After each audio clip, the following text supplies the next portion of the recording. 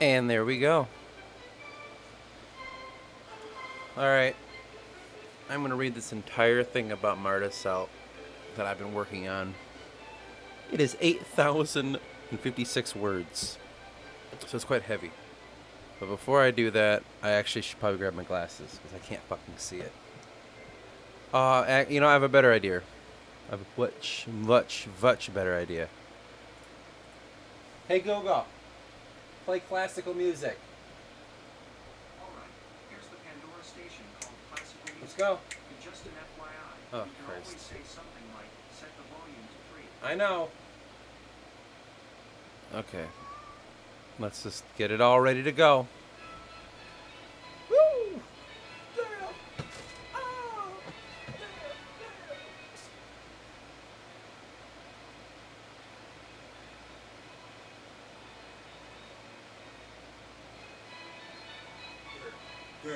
Grr. Okay. Alright, anyway, so be prepared for fucking ads. Oh, that's the only thing that's gonna piss me the fuck off. I'll just tell the pause. Alright. This is a document about Mardas. You know, I should actually probably also get water. That's probably a good idea. Hold on. Motherfucker.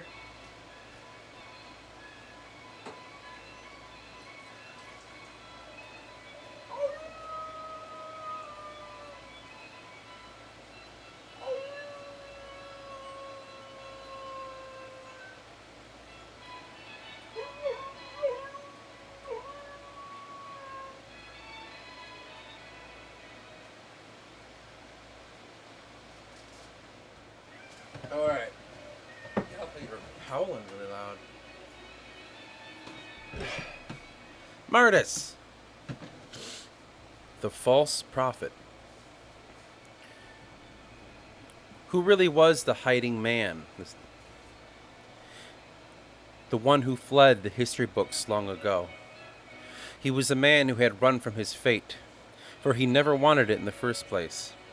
And when he was found, locked away deep within the cremoseless, spore-smelling, dank dungeon hidden deep within the fallen tree, in Raymir, that lies within the Valens. It was within this dead wood that his dungeon hid, a place that none would enter, for most saw the fallen tree as a curse on the land by the might of a wicked Dukan. In the musty deep that smelled of rotting wood and poisoned spore, covered books piled in every corner of the single candlelit room no bigger than any peasant home that floated in the mires. Upon a dilapidated wooden table sat a map, one that showed the once untamed north. Beyond the Trinity outlie forest. The single candle flame danced over the rough edges of the curled map, showing its not yellowed parchment. The room's intention was not clear, but it looked most likely to be a cell, one of his own doing. A prison. His mind didn't have much in it, for his mind was only focused on one thing, confusion, for he did not know what he must be. Around the room the books were random topics, just like his thoughts. They didn't share a common source. He didn't have knowledge, no, but only a collection of random thoughts. He made no plans except for that of his eventual death. Fuck you. For he always dwelt upon it hours in the day. You couldn't read him, nor would you want to. For his mass confusion would set you in disarray, locking you in a trance. You would find yourself spending days when you only meant to utter one question. Though even in his solitude he never cared for company much. He hated bustling do-gooders barging in and out. For that is why we have come here, the one place they do not wish to ever see. Never again. He wanted to be alone, and for that reason, if you could brave the thoughts, was only the answered by slow frown and a hidden eye. Alright. For then I could return, if only for a moment. The many tried the world tree, and he was the last of them, the failure of mankind. In his exile, he burrowed into the tree of life, planting a man by man centuries before. The myth discovered. The weakening of the Forgotten King. It was a practice done in the Chantry at this point in history, but what is the connection from this to Mardas working for the Slop King? We all know that Mardas aided Freydin in the vanquishing of the Murph Rebellion, but what was his gain in all of this? First, you must understand that Mardas is wanting power. He is a mage. He seeks the enlightenment of the knowledge that was lost to time. Though he endeavors to gain this power, he also, however, works for the Slop King, an agent that could be connected to the Whisper. What needs to be understood is his purpose in all of this. He might have been tricked into the role by the promise, a promise of power that he so craved. He quite understands the Forgotten King is the power conduit that sits in the realm of creation. That would have been taught in the Arcane College in Abeco. The headmaster Ganassus saw the great potential in Mardas. This very noticing is how he was assigned to Freydin, the next true walker. He was to guide the prophecy by becoming the prophet. Not putting us forward raises a new question. Why did Dionysus allow this? Is Dionysus corrupted? Or is he clueless to what's really happening? The great battle that must finish between the Forgotten King and the Whisper would most likely be known in all of the Chantry. So, in fact, it is very possible that Dionysus would be working to find a way to make this so. He could be caught up in the great game just like everyone else. He could be playing the political game in a stew of villainy and backstabbing. He would be the king of this, but somehow altruistic as well. Would that be the case, or is there some dark history to his rise of power? It was understood that he claimed to be part of the descendant line of Odysseus, which would mean he is an Adine. So his connection to Freydin is that of blood. That would mean that he would either be looking out for Freydin's best interest or be vying to snuff him out so that he may rise to power. I'm going to stop there real quick. To understand how the Chantry works, and then that sentence alone, well, a small paragraph, I guess, 3 sentences, would be best said in the other episode about the Adriatic's Chantry. Like I said, the best there that I could ever think of. Look at my phone real quick, because I think I wrote a note.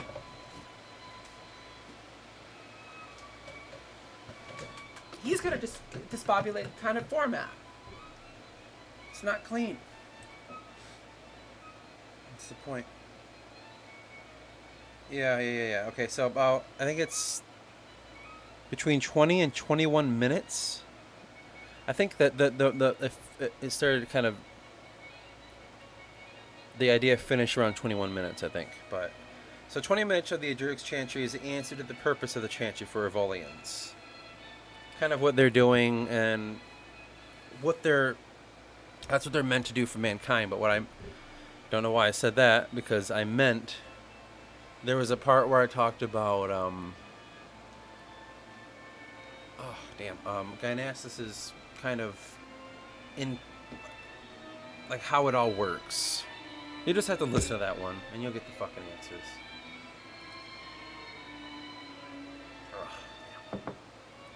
Anyway.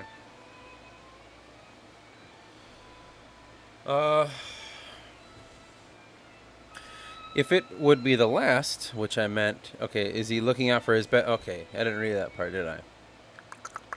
It was understood that he claimed to be part of the, yes I did, which would mean he is an Adine, so his connection first to be blood. That would mean they would either be looking out for Freydin's best interest, or be vying to snuff him out so that he may rise to power.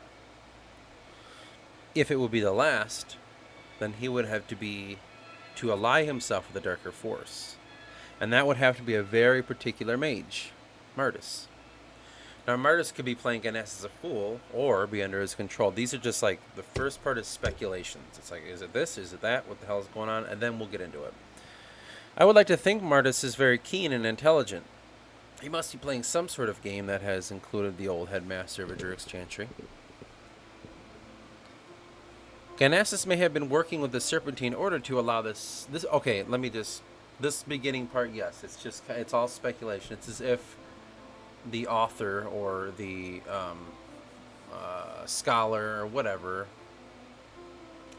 This is before. This is his like. This is what I had to figure out going into it. All these questions. So that's why it reads this way. The beginning part, the absolute beginning about the man in the world tree. That's what became of Mardas in the end. If it would be the last, he would have to ally himself with the darker force, and that would have to be a very particular mage, Mardas. Now, Mardas could be playing against a fool or be under his control. I would like to think Mardas is very keen and intelligent. He must be playing some sort of game that has included the old headmaster of the Aduric's Chantry. Gynaeus may have been working with the Serpentine in order to allow this intervention to happen so that he may find power himself. Power corrupts. His agenda is that of gaining power for himself. As it was stated before, the Chantry now has become corrupted, and they look to siphon power from the Forgotten King. Not all in the Chantry, but those select few. This would mean that they have lost the true reason in which why they were created. Now this is only at the top of the chain, not done by the lower Daox. It is a taint that lies in the Chantry, that lies in the Chantry, but not of the Chantry. Essentially, it's just like things happen that way. That's just what it is. In time, a group, an organization will become corrupted and will be used by certain individuals of certain powers to further a gain. We already know that the Chantry's true purpose is to guide, through intellect, through philosophy, the peoples of Evolia. We already know that's the point of the Chantry. That's why it was established. It is the worship of the circle and the understanding of life and all that stuff and the pillars. Like that is indeed what the Chantry stands for and what it's supposed to be. But within it, how do I word this? So, I have an understanding as a human being. Well, I need to convey something like that to another. So what do? I create a faction, a religion, a philosophy. Does that mean I necessarily follow it? Not really. So the people within the Chantry don't necessarily follow the Chantry as if, like, this is it. Like, the way Christianity, you would view it in your head of all the faith that they push out and all the ideas that they have about how to be a good Christian and this and that.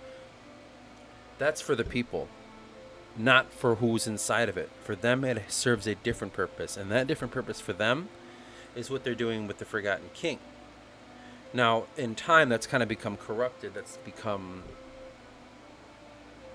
tainted, if you will.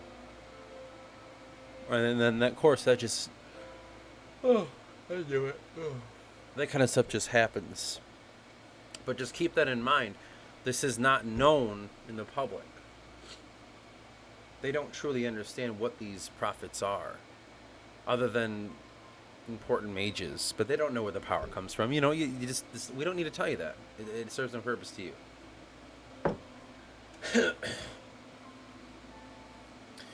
Anyway, with Freyden crowned as the next true walker, or the conduit of the Forgotten King, this would mean he has control of all the power that comes with it.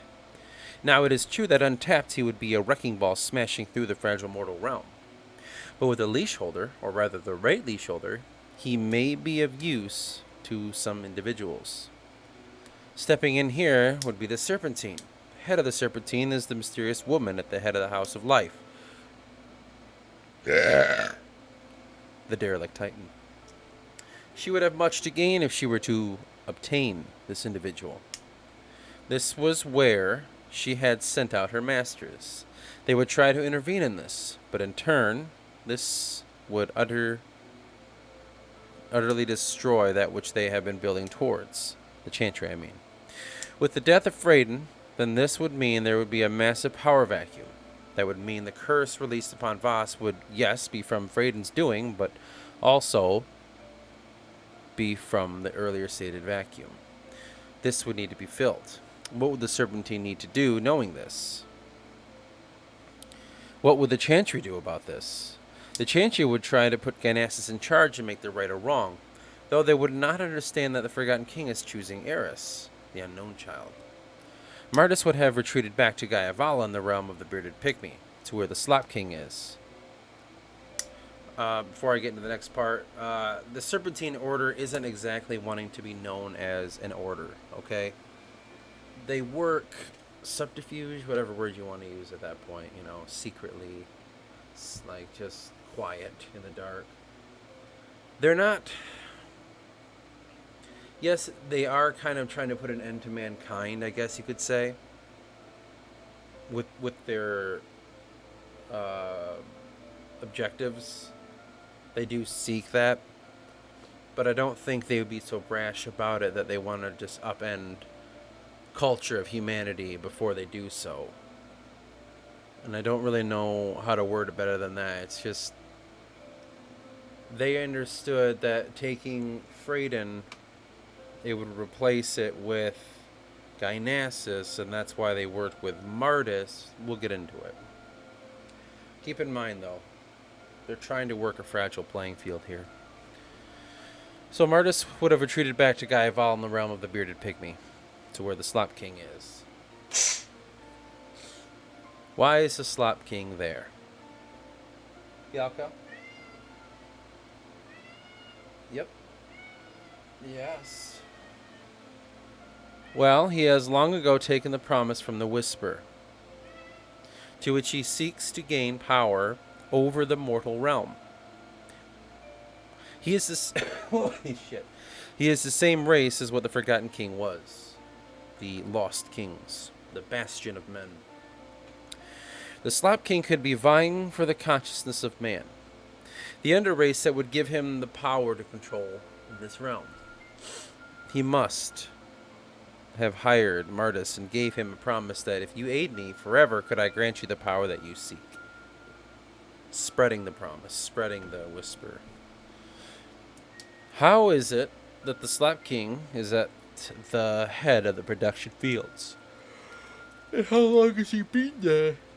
Oh, dick face. He must have done this in the time the Serpentine was planning the taking of Freyden, to which they all, in separate motion, were going to collide in a massive pile. The Slop King needs the consciousness of man, so when he activates the Defoul, that they are the ancestors corrupted to do the will of the Whisper.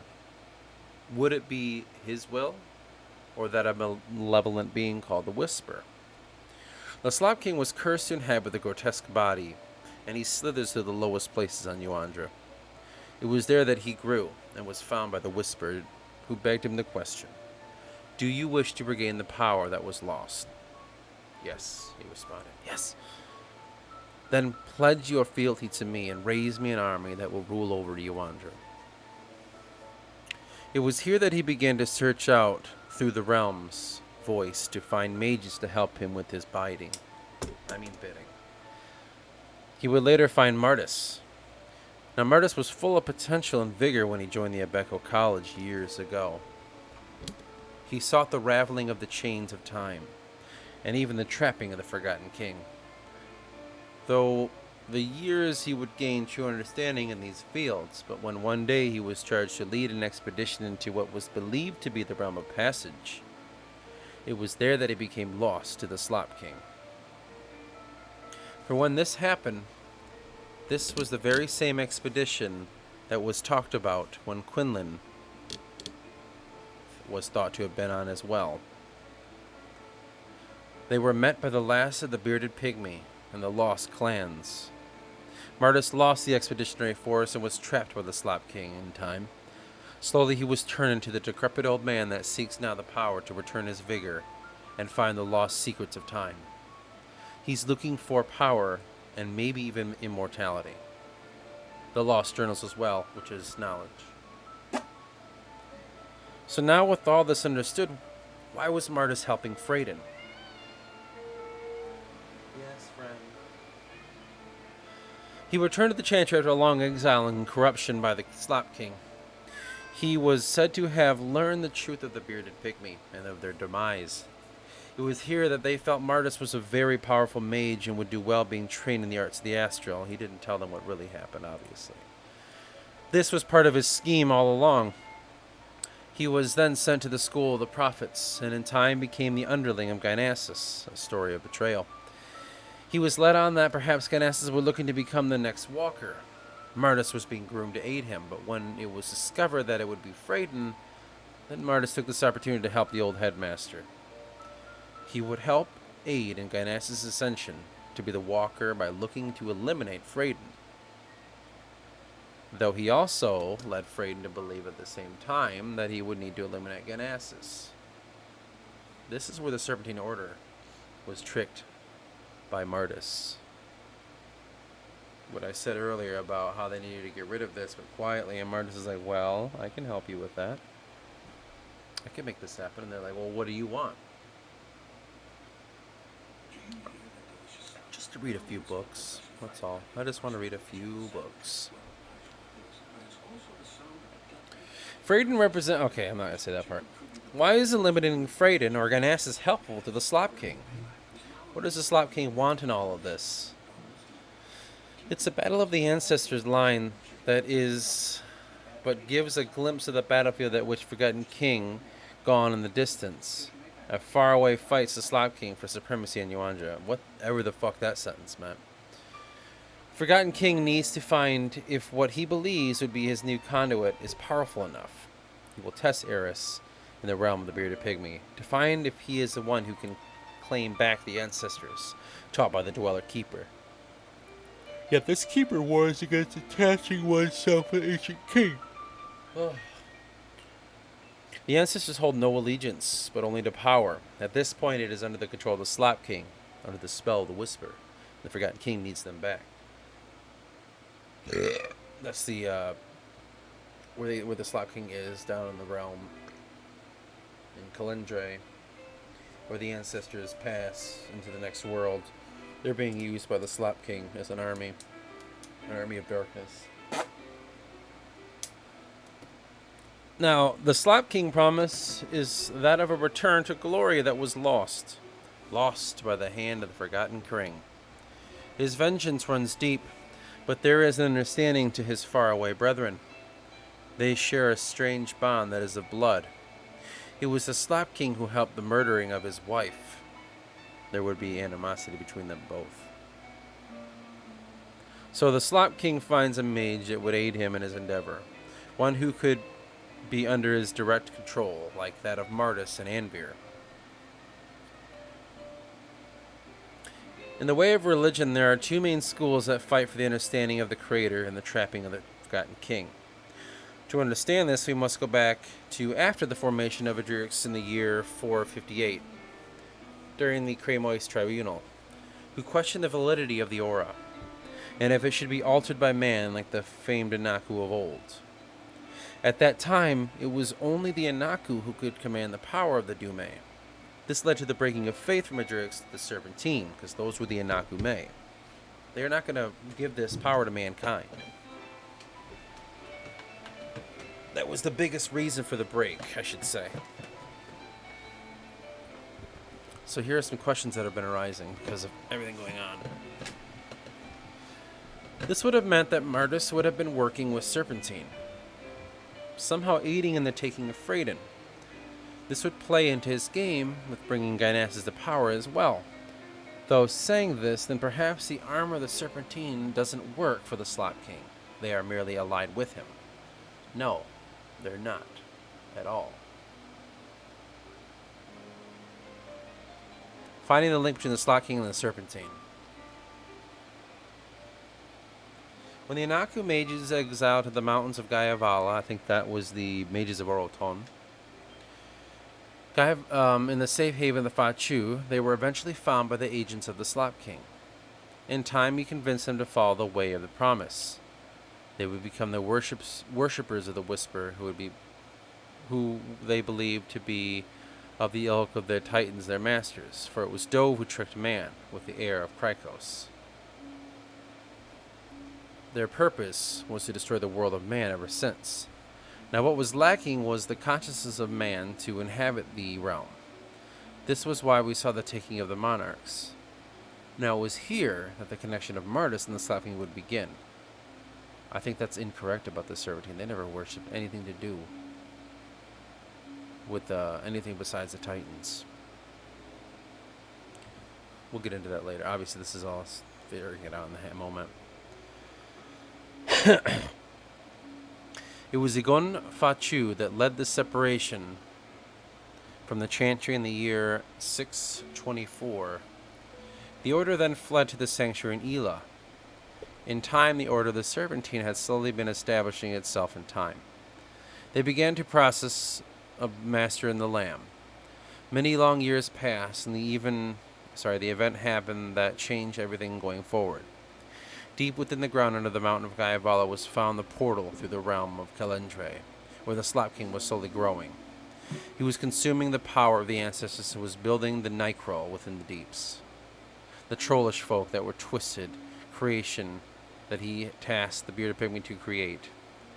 A few serpentines survived, and those few were twisted in his will. Mardas and Quirtus. So this is a new event. Mardas and Quirtus Quirtus is an Anaku, so it makes sense. He was with the Serpentine. What was stated earlier has been corrected into Mardas and a few Serpentine members went into this area, this the hole within Kalendre, the portal through, and found the Slap King, what he was doing, and then they somehow became corrupted. Now Mardas was interesting because he was of man, but it is a perfect explanation how he can get back into the Serpentine's good graces. Maybe he was like a servant, or maybe he was, I don't know, there was some sort of respect for him there. Now these two would have been twisted by the Slap King. Mardas, with the power that he holds, would become a mage to infiltrate the Chantry. Quirtus, the hunter, was to be given the power of Anvir, the dream hunter. These are the two who would set the plans in motion by the Slap King, and I will give a quick overview of what it entailed. Quirtus we begin with. He was a headhunter for the Serpentine Order. If you need to know more, see his backstory. And for many long years did he work in secret, grabbing the touched ones away from the Chantry, even setting up a connection with a woman that would give the, quote, useless ones to him for a price. He was doing work directly for the Voice of Light for many long years. It wasn't until his search took him into the north, finding the rumored Child of Light, that he had disappeared for years, only to return with a group of darkened men called Nicrol, under the banner of Krykos, Titans of the Water. It was believed that he turned from the group and put a large price on his head sent out from the Voice of Life. He was working for an unknown benefactor and would appear to take monarchs right out from under the Serpentine's noses. He just came back. According to the Serpentine, that's what they believe. Like, fuck, he just disappeared. All of a sudden he's back. He's got a group of men under the banner of Krykos, which, I mean, we don't have a problem with, but it's like, what the fuck? And now he's doing things against what the Serpentine are doing. So it led to some strange questions of what the fuck happened. Why did they all disappear when they went to that place, and then he's gone, and then Mardas is something entirely different?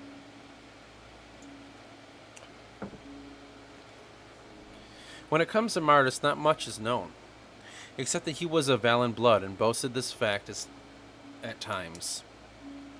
He was also a very old man, frail and gaunt, but could harness the power of the Dume with great proficiency. Though because of his blood being tied to mankind, he could only use his power by becoming a prophet. He was taken notice by Ganassus, and quickly he was put in the College of Mages of Echo. Now, then that's what he just appeared, and that's what he was doing. You know what I mean? He just looked like, oh, this old man. I'm like, wow, that's cute. I like it. Now, what is not known in the circle of the Chantry was Mardas was much older than he would let on, even if he looked to be about 98 years of life. The fact was, he was much older than that. His family lineage could not be traced anymore. That was what was already presented, being of Valen blood. He was quite adept at the magic that was used by these people. It was not known as to how those in the Valens could use this power, but it might be they shared some Anakume blood.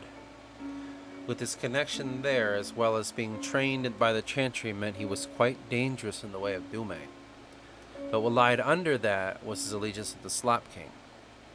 This was what gave him his long and unnatural life. Marda's search for great knowledge made him the most dangerous man of all in Voss.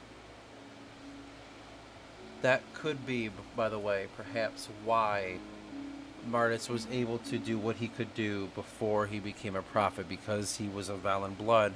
He had that touch of magic within him. Now, I mean, obviously, you're looking for greater power as a mage, so becoming a prophet will in turn grant you greater power. But before that, he could already hold the magic. Being that people, the Valens, are so interesting and unique, it's not really understood as how they could command power such as this. Anyway. Going forward, this will be an in-depth study of the life of Mardas and his rise to power. We will try to be as thorough as possible and stay chronologically accurate as well. Try, by the way. This is the life of Mardas. Mardas' inner thoughts. Mardas needs to use his glib tongue.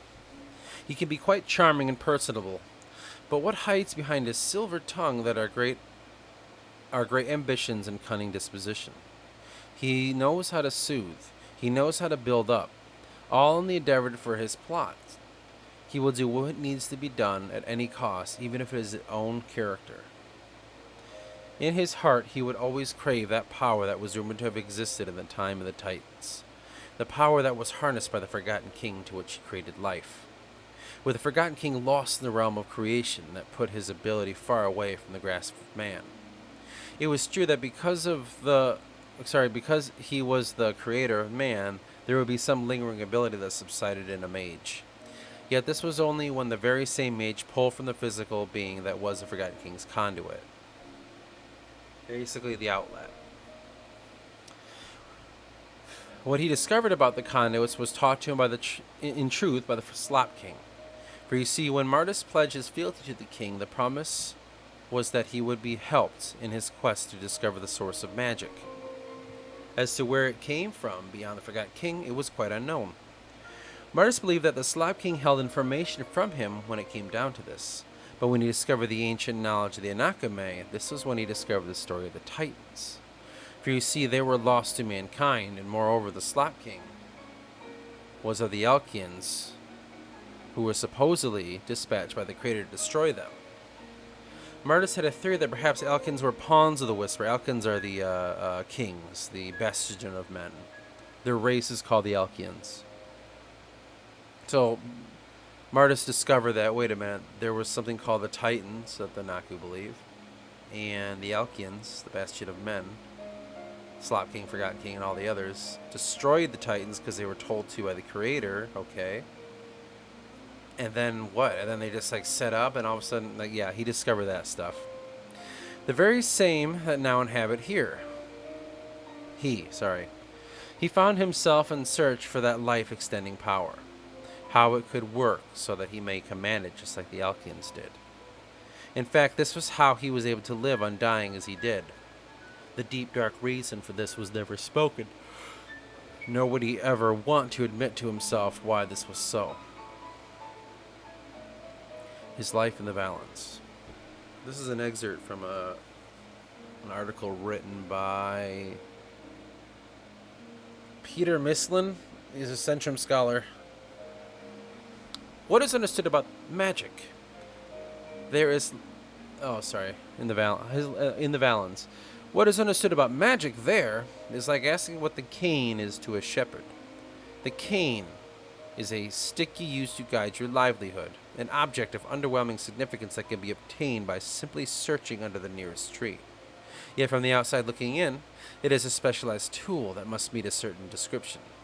For its job is to guide and contain something that will do with a will of its own. How difficult it must be to will sheep or cattle in the right direction in open fields. To the shepherd, this comes naturally and happens as fluently as walking. To the Valen folk, the use of magic is as natural as thought. Breathing underwater is as natural as swimming. Calming a serpent of the water is as natural as speaking. Feather footing across quicksands that swallow whole regiments of men is as natural as walking. Magic is so inconceivably normal to them as the intake and expulsion of air from the lungs is to us. Likewise, the struggle to control magic, or its absence, is as frightening to them as suffocating is to us. This is how they survive such a harsh place, and weather the storm that is the war between the giants they sit between. This is why they need no king or emperor, for they are of intrinsically connection. This is why we must learn from them to find the oneness that our Creator naturally imparted in us, that they have found. Now magic was granted by the untamed lands that was of natural magic, taught by the Anaku, in the care of the land that was mother. You see, the Anaku magic was intrinsically attached to Gaia, the mother home. It was because of this humble beginning that the Dume was sought next, for this opening up an expanse of knowledge of magic on physical realm. And also, one reads how he could further his climb, meaning the Agiric's Chantry, which was what he sought next. So when you have that magic happening in the balance, here's the magic according to the Inakume. The Riddle of the Eye. Ascending into the eternal realm is known for its righteousness among the Inakume. What was seen as diving into the beast, to be swallowed whole and have the strength to fight or even solve the path that lay before them. Upon being swallowed, or otherwise called the Dark Dream, one is ascended into the realm of the One. The warrior must find himself and become one, or whole rather. A great spiritual quest. Solve the riddle of the eye.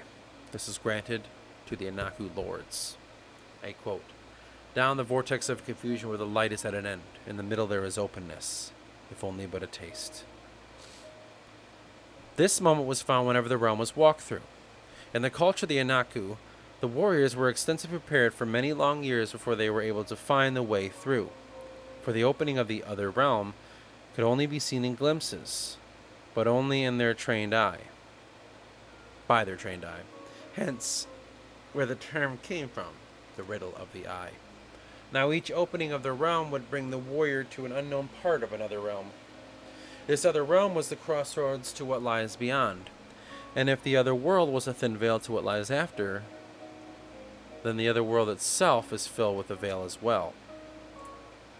Meaning it could allow the warrior to walk into what was later to be called the circle of faith of Agirix with mankind. Now this is Mardas discovering all this stuff and learning about it, by the way. There has only been a few that need not the rigorous training to spot these places. These men were called the Walkers. This is in mankind's history, when we started to discover what this magic was, the Age of Discovery. They were called the Walkers, and the Walkers were the blessed ones, meaning they were able to without effort, pull these places into existence. Though it takes training to make this happen at will for Walkers, yet even without, they have a chance to make it so. And that's only because the Forgotten King were in the realm of creation.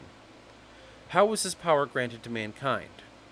It was taken from the ancient Anakus by the Forgotten King and bestowed upon his chosen men. The scepters, at any rate. The scepters were his chosen men. Later in Agirix, just like the clans of Anaku, the one who holds the leash of the Walker was, in Anakume culture, called, we don't know because it was lost to time, but in Agirix, it was called the Prophet. These men were the wizards that could pull from this other realm.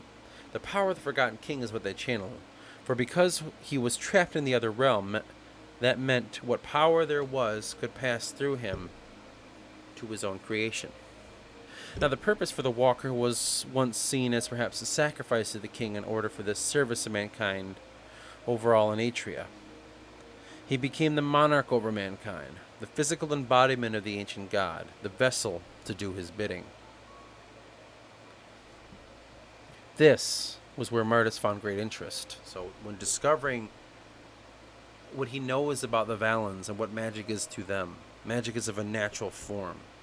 And then when he was studying the Anakume, which could be brethren, some sort of half-breeds that the Valanders might be. It's really hard to say. Even they don't know. They could be their own race. But when he was discovering all that stuff about the riddle of the eye and the Dume with the Anaku, that only gave him more of a thirst for power long ago. And then he hears about in Adrurix what they do. And discovery of the Forgotten King in the realm of creation.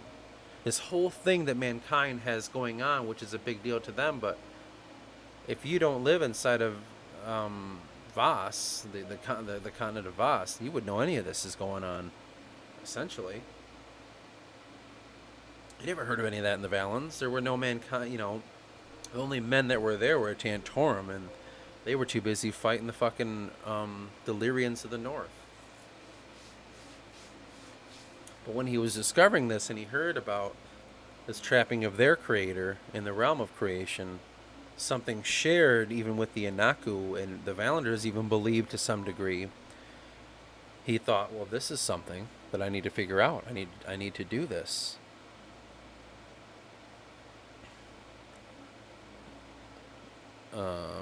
This is where Mardas found great interest. Though he would be unable, for he was an outsider from Madrana, and he was far too old, according to Adrurix's customs. The ritual of the Anaku was taken by man in the early ages, at the rise of Adrurix. Hey Google, pause it. The monarchs struggle with the Forgotten King. He sees him within his own dream, for that is a place that lies between them both. It is where they both commune. The monarch is a role of sacrifice, yes, but also the surrender to the Forgotten King, to be a conduit for his will. What thoughts cross a monarch are the variety as it was discovered. They look to aid mankind to the best of their abilities, but in many ways are hampered by the Adrurix and even the Prophet. Do not confuse the Creator with religion, for they are farther apart than one might think. What I reveal may indeed shock you, but in time it will come to understanding. The way only waits for your open hands. Remember, not of righteous sense was birthed from the palms of man, but of he who holds no favor too. We can see the monarchs have for many years exposed wickedness that can be found in man, the mistake of Yuandra, as they referred to by the Anaku.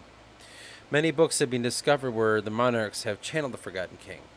These books have been hidden away in the blockade of knowledge, started by the Chantry, hidden from the public. Magic has been disappearing for many years. It was not clear if this was because of man and Anaku draining from the source, or if the art was becoming lost to time. Our realm was said to be moved like a device by the chains of time. As it passed over us and moved into the future, eventually they would come back around and become our past. The chains of time within the source that was magic were coming back around again. This was signaled secretly by the birth of Eris. He was going to be the mover of this event that would see the final cease of magic and pull from the other realm.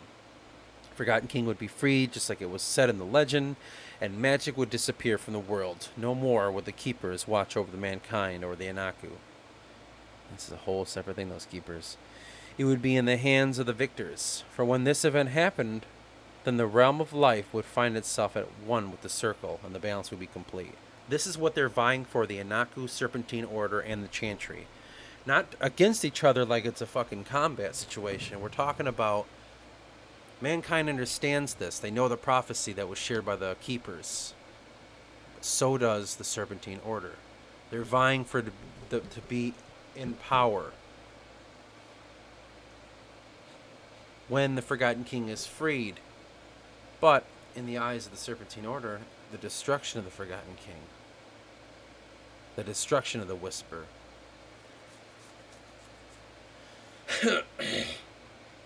Now keep in mind everything I'm reading here, these are things that Mardas was learning about, discovering. These are parts of his journal, of what he believed and what he was studying. That's the whole purpose of this. This is the second part when I said All right, we're getting into it now of what he's been learning. These are his journals. Slowly did the magic disappear from the old forests. The very same forest was where the Dume was being pulled by the past into the dark dream. The very same forest that was the connecting place to the other world. The Inakame fought the protection of their places of power against the threat of man until they failed in the Forest of Trinity. That was the beginning of the chains of time, coming back again, as it was said. The Inaku were now fading from the world. The Titans planned to pull the Inaku into the circle. Was happening. Though their only threat was blocked by the Whisper in Sheila, the place where the battle to save Anaku took place. A battle lost, and the Serpentine Order, who were the highest of Anaku, were almost diminished. They had no way to enter back into the realm of Sheila, not like man did. This was what the taking of freedom was important. They needed the blood of the next true walker that allowed them to capture their pendant, giving them the portal they needed to unleash their army to destroy the gods from below, and finally access the realm of creation to destroy the Forgotten King and the Whisper, that place where the Slop King is. They need to get back there. That's Mardas and Quartus were sent there and destroyed, but became agents of the Slop King, who the Slop King is just an agent of the Whisper. So when they come back, it's just like, holy shit. Quartus, you survived. But when he came back, he was doing something dark in their eyes, working against the Serpentine Order of his own gain. Here's a quote, Mardas. It is not realm magic that I brandish, the ability to open the gates. I only hold power like that of the Inaku lords, the Dume you could call it, astral magic. The prophets are the siphons of the walkers, and have been ever since the break from the Creator. A hidden moment in the Adurix Chantry where the Ariox revolted against the head of Adurix in the early stages of the Third Era. This was not a schism that was known to the average man. It was the power-hungry prophets that were corrupted by the magic that distorted the faith. In Adurix Chantry behind closed doors is the truth about the Forgotten King and his placement in the realm of creation. And what was never said to the average man was how the very same king, or creator of man, was being siphoned by those who hold power now. The very same men the Forgotten King was looking to protect are now perversely using their own god to draw power, and thusly power over men and over Adrana. For they understood the power of the Force.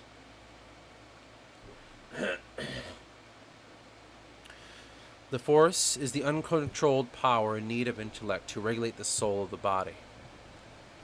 It is direction to quell basic human instincts in the mind, lending to progress. Progress that stirs man away from the promise. Now, eventually this became corrected by the Ariox and the break of the Creator. For the belief his unbridled power is destructive. The philosophy of the Keeper's spirit will give light to love. Love. Truth through philosophy guided by intellect and regulated by right and justice combined with movement to guide into harmony. This was just a cause that has to time become power hunger with magic that comes from the realm of creation. Because of the trapping of the Forgotten King, the bastion of man, his creator. In some way, this trapping was seen as a tool that he granted to man in order to dominate the peoples, in order to quell the whisper that can grow within. When the second chantry looked to stop this growth, it had then drawn greater and greater power from the other realm, to which they became lost the very same power they needed. Now the chantry sits as the religion of Adrana, a religion that its true purpose was forgotten, but its rules still hold true.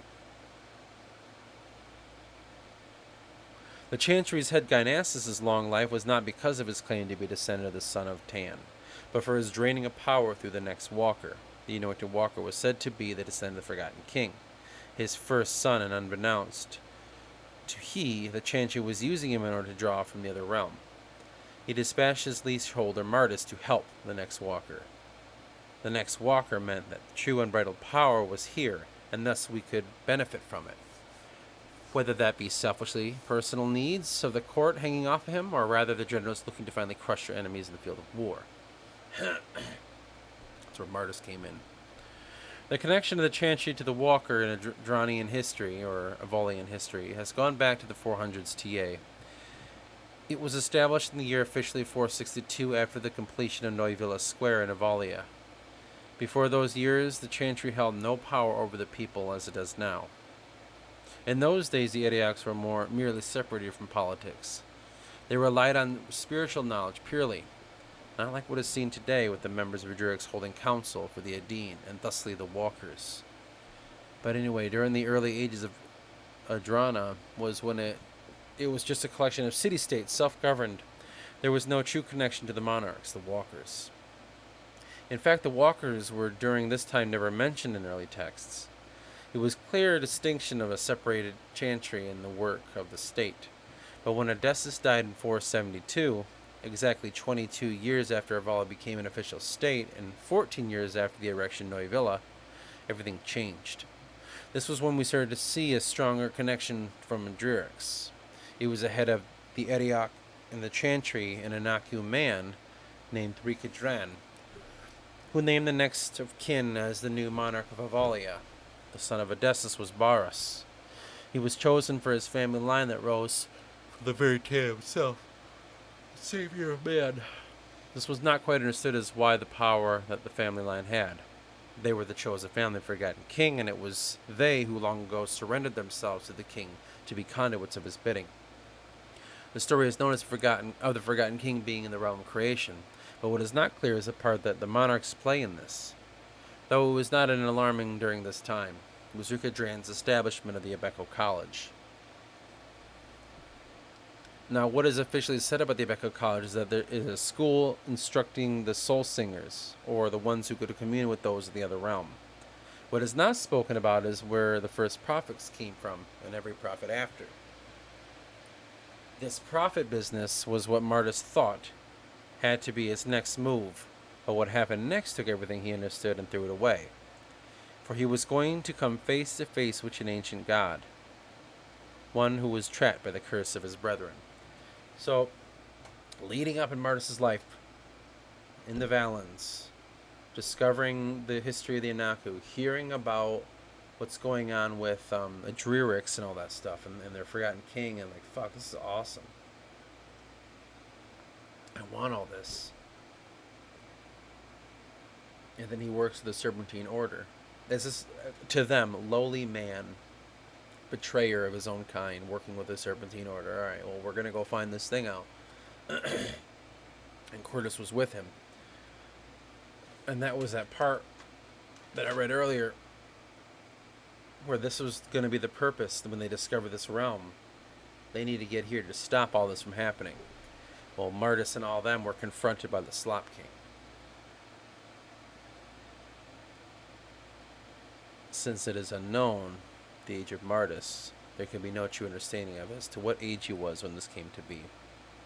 All that can be surmised was what must have happened in the 630s at some point.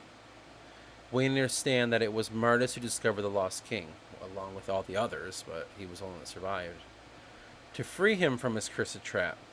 Now, this would set in motion a chain of events that would begin what we know as the... something deleted. Time of change. Let's just say that. So how did these two come to meet the Slop King and Mardas? Well, very much the same way the Slop King was corrupted by the Whisper, the promise. He was promised what his heart truly desired. For Mardas, it was quite easy. Power. It's like any mage. In fact, it was this fact that mages were forbidden to work outside the chantry on this fact alone in Adrana. That was a simple fact, but what was also sought after by he was the truth that was hiding in the forgotten time. Just a guy that was a nobody, that all of a sudden had a chance to be a somebody, and he wanted power. That's the story of Mardas. And he became lost to that power. With Mardas, he was given this promise, just like the Slop King was, and so he would fall into the darkness that surrounded him. While the Slop King used his slave Pygmy to create the Dark Army, Mardas was tasked to infiltrate the Chantry by the behest of the king. Okay. You want power? He's not telling him exactly what's going on. He's like, okay, well, let's see if we can get you inside the Druid's Chantry. He's like, oh shit, yeah, I wanted that anyway. He's not telling him his true purpose. But then Mardas became a little bit too good. I don't know. He started to realize things, and he started coming up with things for his own good, and trying to help himself and his cause. And that's where you saw later him messing around with Gynaesus and Freydin, and the games that he was playing with the Serpentine Order. This was all under the Slop King. But the Whisper holds no allegiance to a hierarchy. If you do his bidding, it doesn't matter if you kill one of his other followers, as long as you do what he wants. With Mardas, he was given this promise, just like the Slop King was. Yes, I just read that. You see, the Slop King will always work against the Forgotten King. After all, it was the king doing that the Slop... Wow. After all, it was the king's doing that the Slop King was what he was. He needed to disrupt the return of the king. And when word came back of a war hero who crushed the forces of Tantorum and the Murphos, he knew this man must be the next true walker, the one who would bring back the king. He needed Mardas to enter the Chantry and become his leash holder. Not only would it benefit him, but Mardas would be able to let the massive power surge through him, and the monarchs would invite. Everything would work in his behalf. So he sent out Mardas to undertake this task. It was only a few short years until Mardas found himself chosen as a candidate for Freydin in the year 1634. And that time Mardas needed to gather every bit of strength that he could from the monarch. It took many long years, but when he was successfully helped Freydin conquer the Murphos. The 13-year endeavor. During that time, Mardas would be in correspondence with his headmaster Gynaesus, to which it was revealed to him that Gynaesus is yearning for the throne. Now, Mardas was a very smart man. He did not want the happenings of what he was doing for the Slop King to be found out. He needed to work in secret, and placing Gynaesus upon the throne and being the false monarch would work in his benefit, because he's discovering what the Serpentine were wanting. Not only to fill that power vacuum, but also be able to not let any who were aware cause Forgotten King to finally be destroyed, and in the consciousness of man, the Slop King would replace. That's what they were trying to do. He didn't want anyone to be aware that the Forgotten King needed to be destroyed in the consciousness of man, and then the Slop King would replace it. That's what I'm saying. His problem would be the Serpentine Order and what they were up to. He knew of their taking of the monarchs throughout time and using them to gain, so destroying the Forgotten King as well, and wanting to enter that other realm. If he could convince them to work together, they had the same objective. However, they wanted to destroy man by destroying the king and by getting into that realm too. He and his master looked to replace the king's dominance on mankind. They would have to be kept in the dark. In fact, Quartus would be the puzzle piece of all of this, for he was also corrupted. He would need Quartus to be rehired by the Serpentine in order to aid them in taking this next walker. This opportunity of taking the walker has never been done before. Before this, Serpentine were taking the sensitive or touch ones, who had the magic of the king within them for many long years, to rekindle their bond with the Dume once again. The used up walkers is what they were, monarchs, what they were taking. They, for too long, were thwarted by the Chantry's practice of calibrated control, which was a process of taking the emotions so that the Forgotten King would not be able to inhabit their unworthy bodies. You see, the Forgotten King demanded much power, and those who were not strong enough for this were castrated mentally so they would not become a threat. What traces of power they had, they put into the ward. It was here that Serpentine worked out a deal with the headmaster, and she was providing them with the husks they needed. After all, over time, the Inaku power was failing, and this was their process to gain the magic once again, just like suckling on the teat of a fucking dying animal. Just like those in the Chantry, they preyed upon them, instead of the Serpentine, to take power away from the king permanently instead of replenish it for future use. You see, the Inaku were fading from the world. You could see why they needed to destroy the king and bring the Titans of old back to restore balance of Yondra, for the Titans created them. Oh. For many long years, the Serpentine took these castrated youth from their own gains. Mardas would set up the meeting between he and Quirtus with the Serpentine. The only problem that Mardas would face would be one large issue. The Serpentine looked to destroy the Whisper as well. That's what would present a great problem. They want to get into the realm that Mardas came from. Now, luckily, they don't remember who he was. He was a nobody. But he doesn't want them to get back into that realm, though they serve the same purpose. So again, that's why we got to keep them in the dark. The Serpentine looked to get this Walker's blood to access that realm that the Slop King's in. They don't know about the Slop King, but they go in there. That's where they can find the access to where the Forgotten Kings, like the pathway could be to them, to him, destroy him, bam. He's out of the realm of creation. Everything goes back to normal, they think. Mardas knows this. He doesn't want that to be because they don't understand that you can't just walk in there and destroy the Forgotten King and it's all over. They don't know the real truth behind it. That he's stuck in that realm. That is not a portal to the realm of creation. It's merely a portal that goes into the circle. You can fucking get lost in there, but only a true walker can access that. That's why they needed the walker, because he knows how to, what is it called, the land strider. He understands how to pass through the realms and get to the realm of creation. Now the Jurix Chantry are trying to use him, this walker, to do the very same thing for the positive thing, free the king, instead of killing the king. The reason they want to free the king is because then the balance is restored of the circle, and then mankind can fade into the circle. The Anakume want us not have that. They want to fade into the circle. They're not fading into the circle now. They're fading away like if you believe in death, like an atheist, and nothing happens. That's what's happening to them, and it's fucking everything up. They're losing power. So everyone wants to get to this place. That's funny enough, Eris finds himself in right at this very moment. Because he's a fucking walker. But everyone's got their purpose and what they're trying to do. Now the Slop King is there. And he's making all this up because he wants that walker destroyed because he knows of another. And that would be Eris, who is coming right to him. And basically, he wants to replace the Forgotten King in that realm because the Whisper is controlling him. Everyone wants this. Everyone wants to get to this club. Alright. If Quirtus would be able to convince the Voice of Life that he would aid them in having a subject that was writhing with power for their use to finally vanquish the king, that would be in his and Mardas' best interest. Mardas would, in her eyes, be the puppet in the court to make this happen.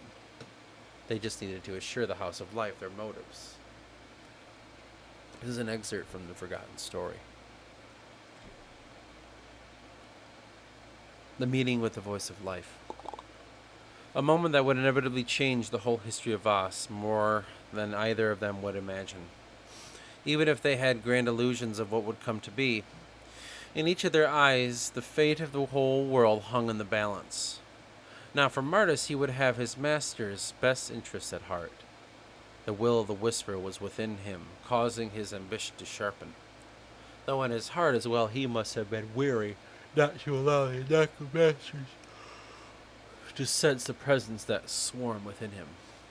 Next to him was Quirtus, the old headhunter, who had been previously employed by the Serpentine and even more the son of the Voice of Life.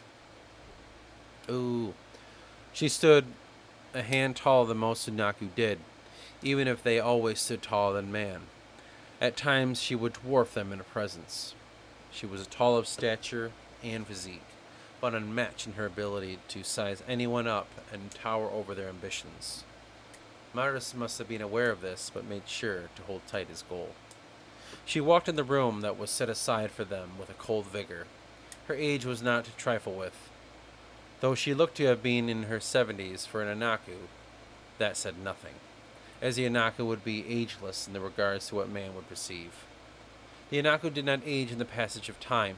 They were mortal beings from the forest, now cast out long ago by the aim of the Whisperer and the Forgotten King, to whom she had great resentment towards. For it was he who has caused her husband's death. Her king to fall when the forces of Tantorum, led by a Dove Khan, swept through the forest, burning all his wake just to find him. That was the king of the forest. That was killed by the Tanias. Man's ambition was contorted by the twisting of a deceiving titan.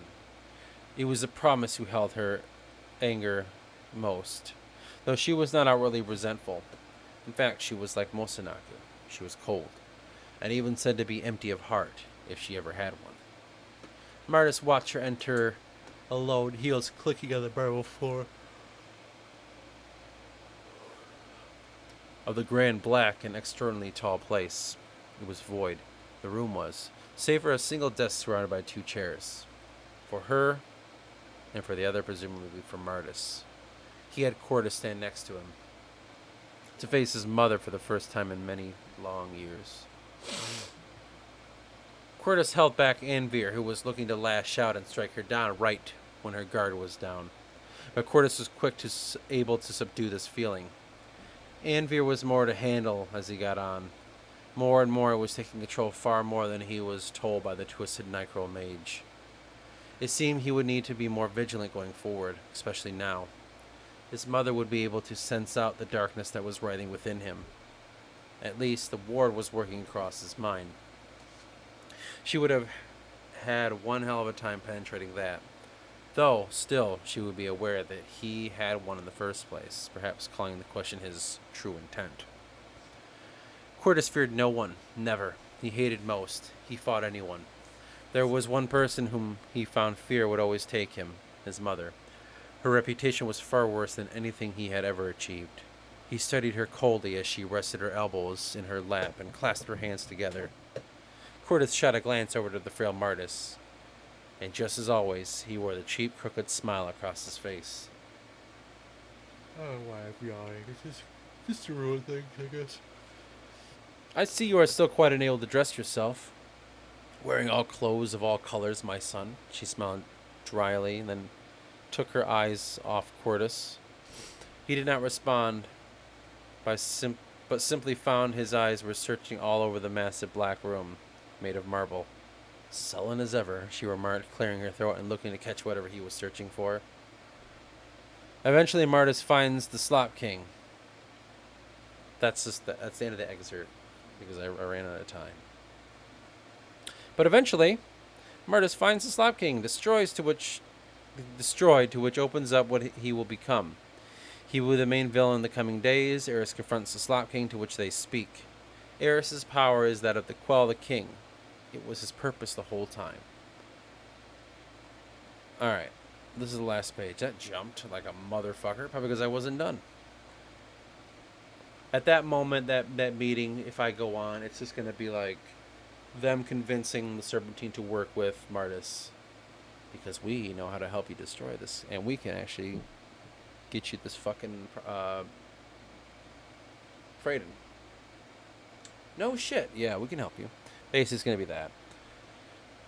This part might be rough because I remember it like coming out way too fast. To understand this, one must truly grasp what it was that the Serpentine was doing. Now it has become quite clear that the Anaku hold great resentment towards the race of kings and what war they waged on the Titans of old.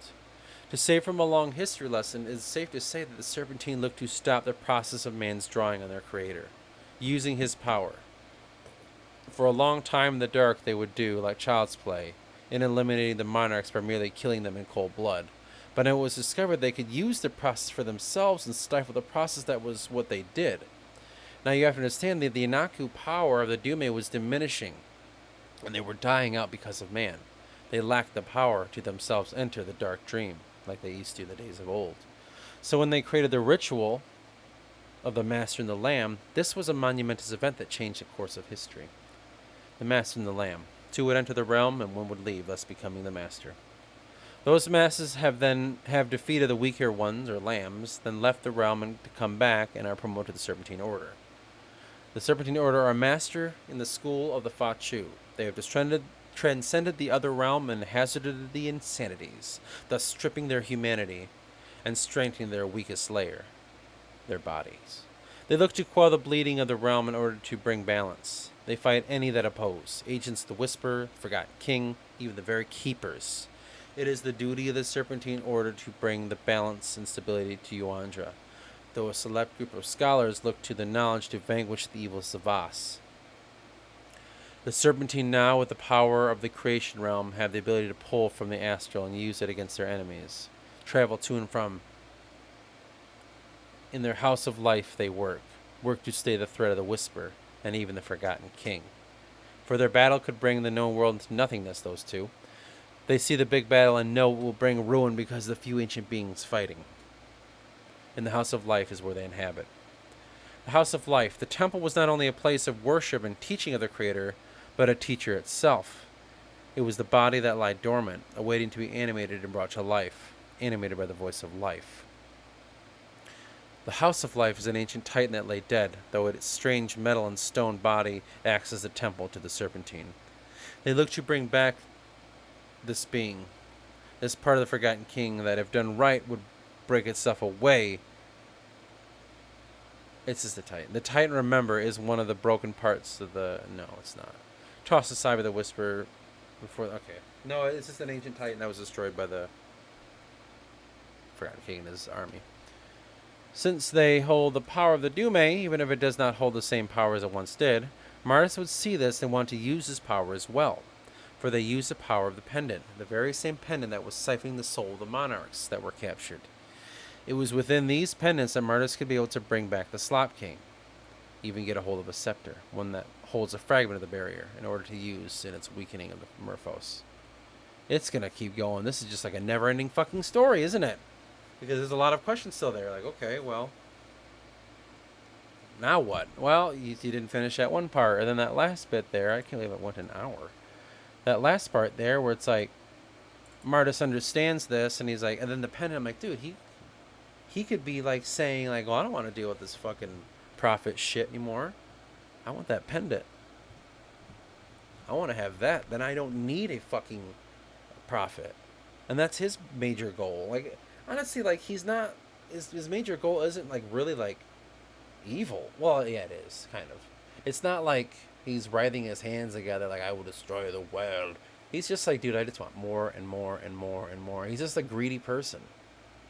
That's it. The main guy that's causing all these problems is just some greedy fucking dude. Nothing more. And he's like, well, wait a minute. The scepters, that is the part of the barrier in it. I could get a hold of that. Like, that's it. It's not a Darth Vader. It's not Sauron. It's just some guy that's just like, hell, man, I just can't stop. I'm addicted. I just want more power. And he'll get it. And he's just like, who do I work for to get the power? Well, the Slop King's the guy to work for. Well, I guess I'm working for the fucking Slop King.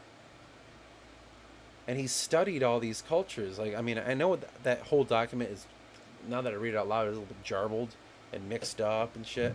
But essentially, he knows the life of the Valens, and that's where that first touch of magic began. And then he studied the Inaku, the Dume, the riddle of the eye, the passage into the dark dream that allows you to go into the crossroads, which is the crossroads to the entire realm that lies after, the circle. And he studied that, and he's like, that's fucking awesome. I want that power. And then when he studied that, he found out, well, the Inaku are disappearing.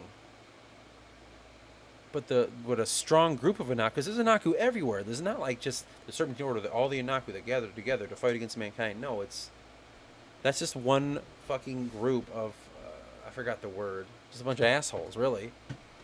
And they basically went, and they're trying to stop this process. Now, a lot of Inaku, like the Inaku of the south, kind of help mankind. There's other Inaku to the north. Like, there's Inaku all over the fucking world. They don't share this purpose, but when he studied the Inaku and their power, he learned it was diminishing, so how could he access it? Because he is of a Valander, he can access a slight bit of it, but he needs that extra push. And when he discovered what the Serpentine kind of were, he's like, holy shit, that's something I need, what they're trying to do. Well, not what they're doing, I don't give a fuck about that, I just want the power. And then he hears a Druids, and he's like, that's the next best thing. I can get involved, and I could be a prophet, and yeah, I got to work for this guy. It's kind of like, like having a job, and it's like, here's the shitty thing about the job. I got to do this, but the benefits are blah, blah, blah. He's thinking like, well, I got to help fucking this guy, and they're going to save this forgotten king. And he didn't take it too serious at the time. He was like, well, whatever. But at least I can tap into this power. That's kind of cool. So maybe a give and take. But then he realized it was just this path that he didn't want to be on. And then when he studied what was really going on with the Forgotten King and the realm of creation and all this and that, that's when he didn't do the Druid's Chantry thing, I don't think. At that time he was studying it. The idea of it. And then all of a sudden he worked with the Serpentine Order as just some lowly little mage. Maybe to open locks and shit. Who knows? Help them travel through areas because he was a Valander. He was kind of a slave. He didn't realize it.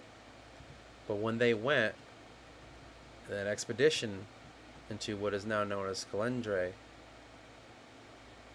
that's when the entire force was killed.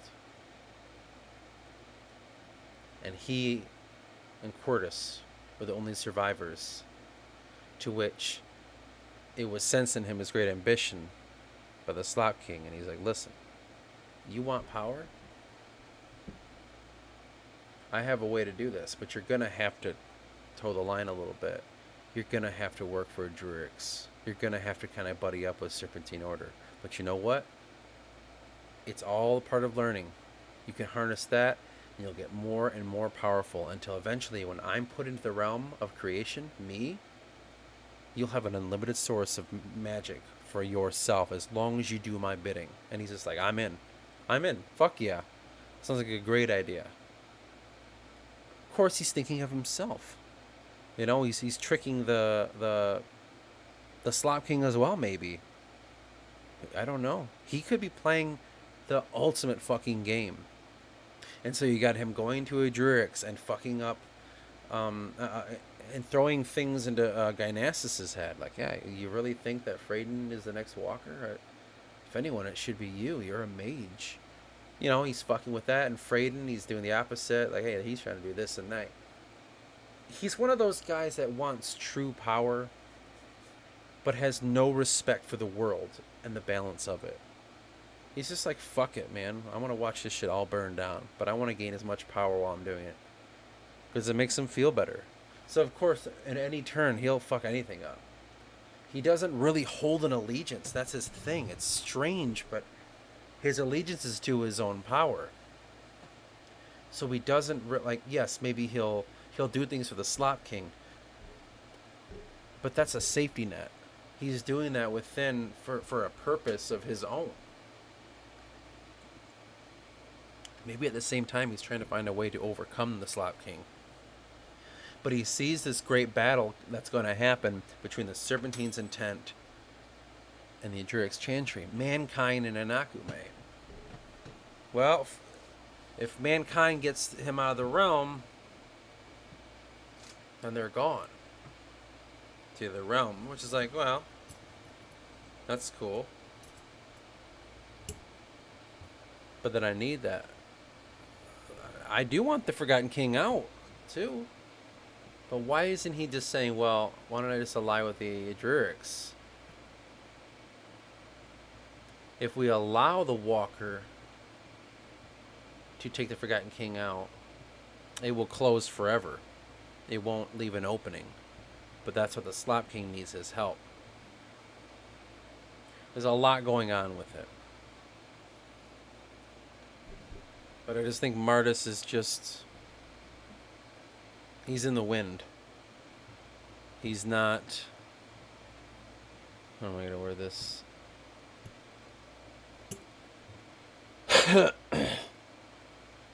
It's important to write a character because I'm sick and tired of characters and books and movies and all that as being... I made all the right moves because I'm the ultimate and I'm smart and nothing ever accidentally happens. Like, no, I wanted him to be a character. It's just like, he doesn't really know. He's fumbling through this. Yeah, he can be smart. can protect himself, but he's a living creature that has a brain. He's gonna mess up every once in a while. He doesn't know exactly why he's doing what he's doing. He knows he's got to do it. He has a master. He has a plan. He sees the forces at work. Maybe he just wants to see it all destroyed. That could be a thing as well. Maybe he just wants to watch all of it be destroyed.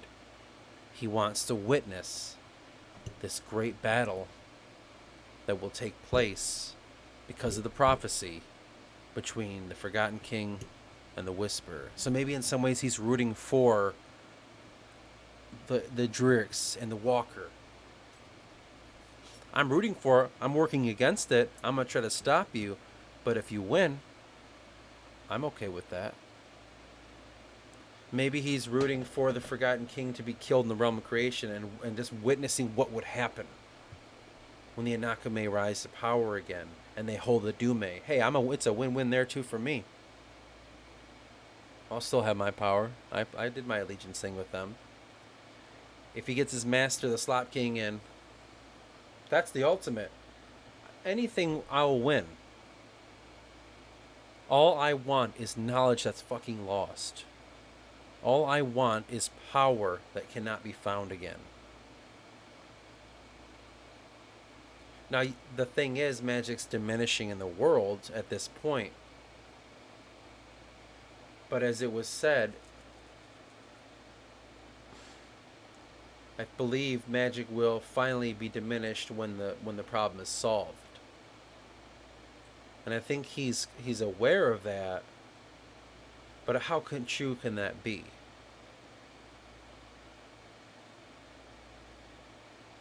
How true could that be, that magic will just be gone? That's probably, I mean, like, obviously, watch the world burn and all that, but that's why he holds his allegiance to the Slop Kings. He's like, you know what? This is the only option that presents me the ability to have the magic I want. If I lose within the other two situations, how do I lose my magic? It's intrinsic with the Valanders. I don't know. But anyway, I think I'm going to end it here. Again, it's at another 122. It's part 2 of Mardas's exploration of what he's discovering. Maybe we'll figure it out. There might be a part 3, who knows? But I'll continue everything I know. I'll fix that up, and then boom, we'll see where we're going from there and figure out Mardas. But I think it's a good idea to have Mardas be what's the word I'm looking for? Elusive. Have him be kind of mysterious, and have his intent be psychotic. Tired of this easily evil character. I want him to be just like, what the fuck is this game? Because it seems like he doesn't give a fuck, but it seems like he gives all of the fucks at the same time. That's my issue. I want to make him human. Blur the lines of good and evil. I'm sick of this fucking good versus evil bullshit. That's why the Whisper is what he is. He's not an evil being. He's just doing everything he knows. He's just fear, right? And fear is just playing its purpose. Maybe fear is a good thing. Helps you understand what good is, right? But he's not an evil side. He's just an intent that attaches into you like a tick. He's not the Darth Vader, the Emperor, with the Empire around him. He's just inside the minds of a select few that have their own intents. He is the accelerant to ambition. And the story of Quartus is how he affects that ambition. You'll notice, unless you have a clear focus on what you want, the promises attaching to you, the Whisper, isn't exactly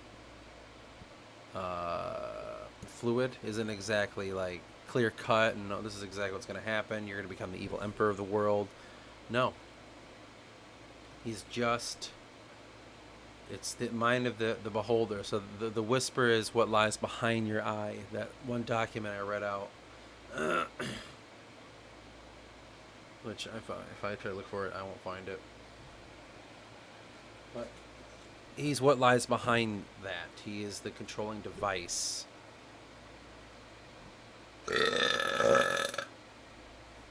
Okay? So if you have kind of a messed up head, and he gets a hold of you because he's spreading or he needs you, you're going to have a messed up fucking path. It's whatever you want. Now the Slop King's more defined because he wants a defined thing. Quartus and his ambition obviously stemmed from his mother and his hatred for mankind. So he becomes this dream hunter with the help of this Necro Mage, apparently. Everyone's different. I can't wait to figure out how the hell Quinlan fits in all this. I don't know about him. I know he's an Anaku. I don't know where he's at. I think he might be in the Serpentine Order. I don't know. Last I thought, he was a fucking... He was used. He was a walker that was used and thrown, and he was turned to a man of stone. I don't fucking know. We'll figure that out. That's a separate damn thing. Figuring out the men of stone in this situation is another issue. Who the fuck are they? At first, they were the ones that were frozen by the curse when the Forgotten King was killed. Then they turned into... No, they're... those were some, but the other ones were the ones that... those are the huddled mass of stone. The men of stone were all the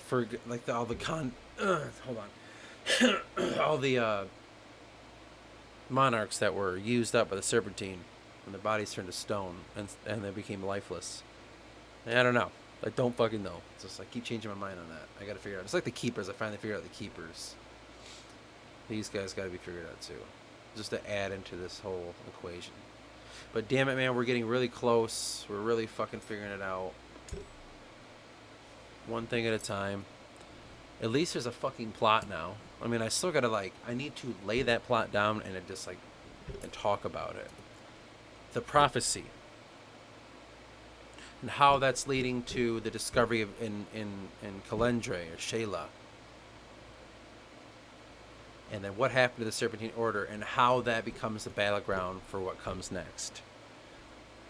When you lay that shit out, it makes everything else easier to lay on top of it. We're going to layer it all. And these episodes are an attempt to do it. And that's why the more episodes I get into it, the deeper it gets, the more information I'm compiling onto it. Because there are filing cabinet full of notes and things that are just those little snippets that might help. Oh, I remember that little sentence. Basically, I was talking about this. There are all those journals that I have. There's this notebook that I got of and then just all these little things to help me figure out how to lay this all together. That's what we have to do, man.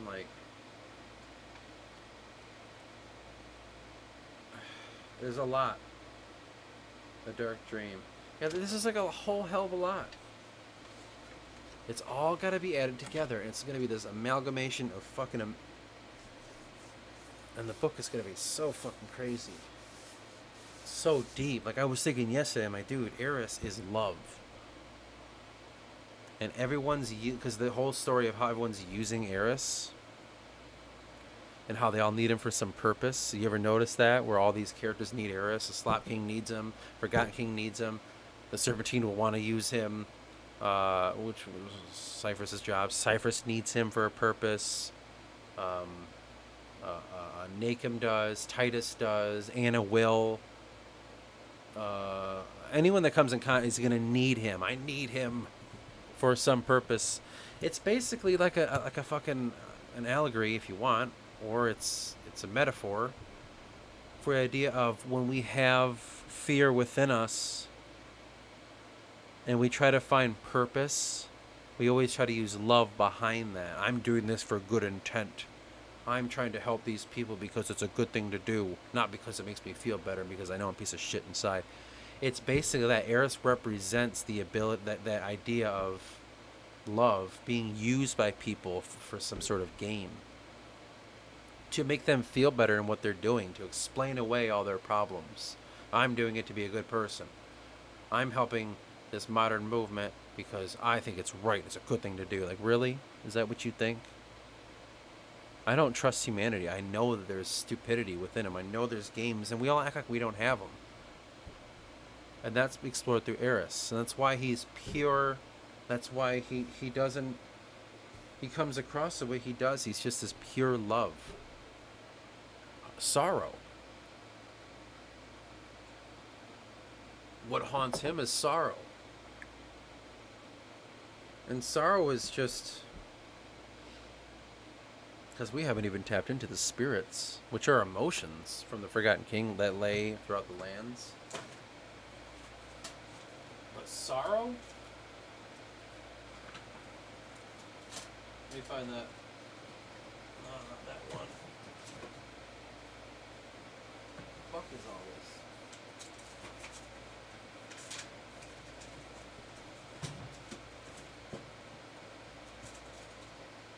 Anyway, hold on. There we go. Yellow notebook. Damn it, I keep bumping the bitch. The god of sorrow, the spirit of sorrow. The start came upon a day swept in a rain. You might never know of what I speak, but you would understand how I feel. I never imagined it would start this way, staring away at what I could never understand. I am here in this life, finding who I am, and I don't really want to do it anymore. It is as if my brain can't take anymore. I learned what I needed, and now I must go. We are not all meant to search for the Grail. Some just need to be here and find the short path, I suppose. That's me. So I'm going away, and I'm taking sadness, despair, and loneliness with me. I am, or was, the spirit of sorrow. I was here spreading all I know to put my spin on this place. After all, without me, how would they know what happiness was? Something I could never have. As I go as I am. So that means I take my life.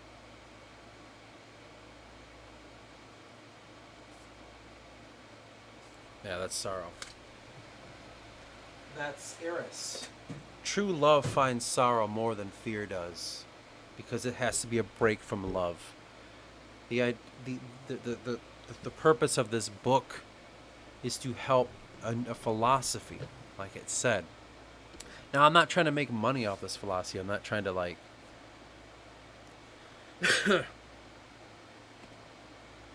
make people believe something. This is for me. But I'm going to put it out there because maybe someone else feels this way too. Because I'm tired of... I'll talk to people about how I feel and my thoughts and all that, and they find these similarities with them. And I feel like every time I talk to people about shit like this, they find... We connect on it. So I'm like, I can't be the only one. I have to write this book then. And that's why I'm doing it. I'm writing the philosophy, helping understand how mankind works and our issues. The concept behind what the Inakume stand for. What is it that I'm trying to convey when I'm talking about the Serpentine Order, the Inakume, the Ejurix Chantry and all that? This perversion of God that you see, I put into the Chantry. These spirits of understanding what emotion is and how it acts upon us and what it does within the world. Love and fear. How fear works. Fear is not an evil entity. It's just a thing. It's a tool. That tool can weaken you if you do it incorrectly. That's all this book is. It's just a concept. It's trying to help. It's trying to help me. And not only that, but it's like also my life, like stuck in the realm of creation, the forgotten king, and all that shit. That's me. Loneliness, despair. Why is it that you find that sorrow? Why does it creep upon you? Why does it have to be this quiet thing that lingers? I've never been truly happy and not felt its lingering touch. It's crazy. I don't know. Anyway, I think I'll end it here. Get some food. Have a smoke. You know, the usual. But this will be a good one to listen to, I think. It's gotta do all the rendering bullshit and put it in my phone. But anyway, I don't know what the next is gonna be. This has been a long time. It's been weeks and weeks since I've last done this. Just been not thinking about the book again for a few weeks. Sometimes I take a few times off. Last time it was like almost a month. Now I'm doing it again. Like, goddamn, I just lost interest. Anyway, don't know when the next one's gonna be. Don't know what it's gonna be about, but we will try to just continue on and do whatever we can to make this book happen. At this point, it just seems like keep working on this whole Mardas thing. Something's there. Something's good. But the fuck did I bump? Wi-Fi? That thing's fucking. But yeah, so I'll just continue to work on the whole Marta situation. Keep editing it because that's leading to how do I word this? It's leading to like it's opening up the entire story. And that's what I'm trying to do. There we go, right.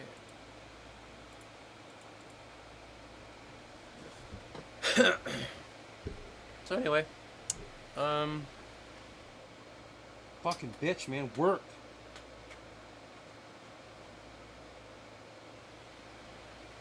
Alright, anyway, I'm ending it because I'm getting frustrated. But anyway, till the next time.